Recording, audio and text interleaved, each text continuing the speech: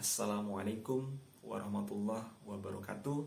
Salam sejahtera untuk kita semua. Om Swastiastu, Namo Buddhaya, salam kebajikan. Perkenalkan, saya Basto Tarmilka Gumilang, mahasiswa Fakultas Hukum Universitas Andalas dan merupakan salah satu perwakilan dari kader Kombat Jasisya 2021-2022 yang akan membahas tentang wacana penundaan pemilu merupakan urgensi atau politisasi. Wacana penundaan pemilu 2024 ini dilontarkan pertama kali oleh Ketua Umum Partai Kebangkitan Bangsa, yakni Muhaimin Iskandar. Sebagai pemberi usul yang pertama kali, Muhaimin Iskandar tidak sendirian, tetapi didukung oleh beberapa partai politik, yakni ada Partai Golkar dan Partai Amanat Nasional. Kemudian sebaliknya di posisi kontra, ada 6 partai politik yang menolak wacana penundaan pemilu. Di antaranya ada PDIP, Gerindra, Nasdem, Demokrat, Partai Keadilan Sejahtera, dan Partai Persatuan Pembangunan. Yang mana ke-6 partai tersebut merupakan partai yang memiliki kursi di MPR dan DPR.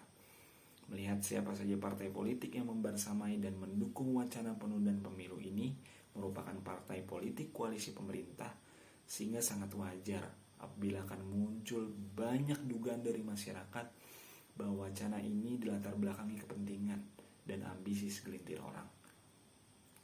Dapat dikatakan juga bahwa wacana ini merupakan wacana yang prematur, yakni terlalu dini untuk dilontarkan kepada publik, karena tanpa didukung dengan penyajian fakta-fakta yang mendetail dan akurat yang dapat menggambarkan urgensi yang nyata dan situasi yang sangat darurat, agar wacana yang muncul di permukaan itu lebih kuat dan meyakinkan masyarakat bahwa wacana penundaan pemilu ini bukan karena kepentingan dan ambisi segelintir orang, tetapi memang untuk kemaslahatan bersama.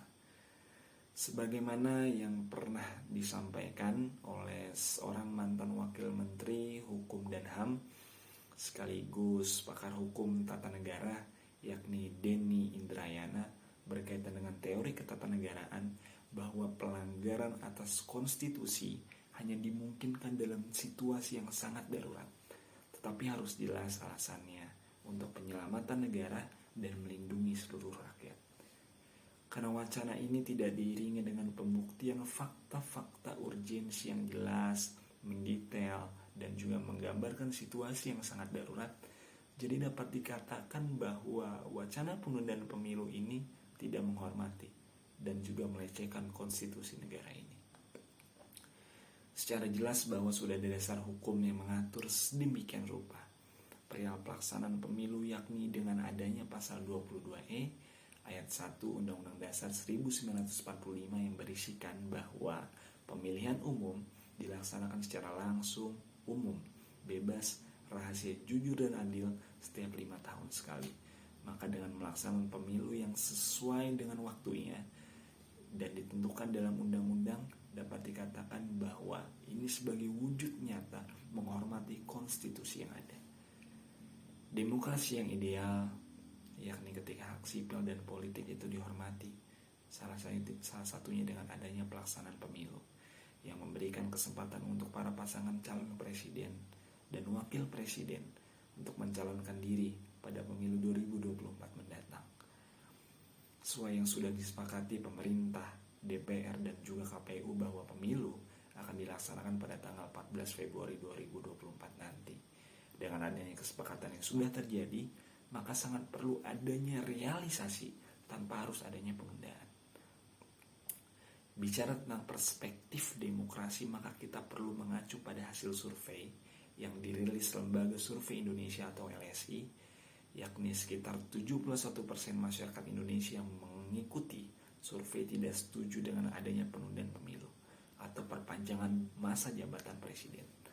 Berdasarkan hasil survei ini, maka akan terhalanginya cita-cita demokrasi tentang kedaulatan itu berada di tangan rakyat apabila eksekutif dan legislatif tidak peka dan tidak mau mendengar dan tidak memberikan perhatiannya terhadap keinginan dan penolakan rakyat yang bisa tergambar dari hasil survei tadi.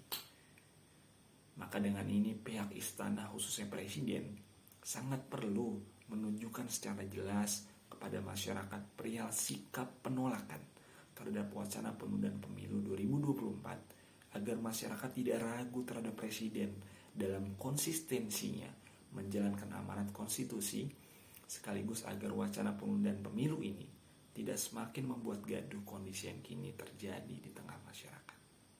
Argumentasi yang dapat saya berikan, mohon maaf jika ada kesalahan dan kekurangan. Wassalamualaikum warahmatullahi wabarakatuh.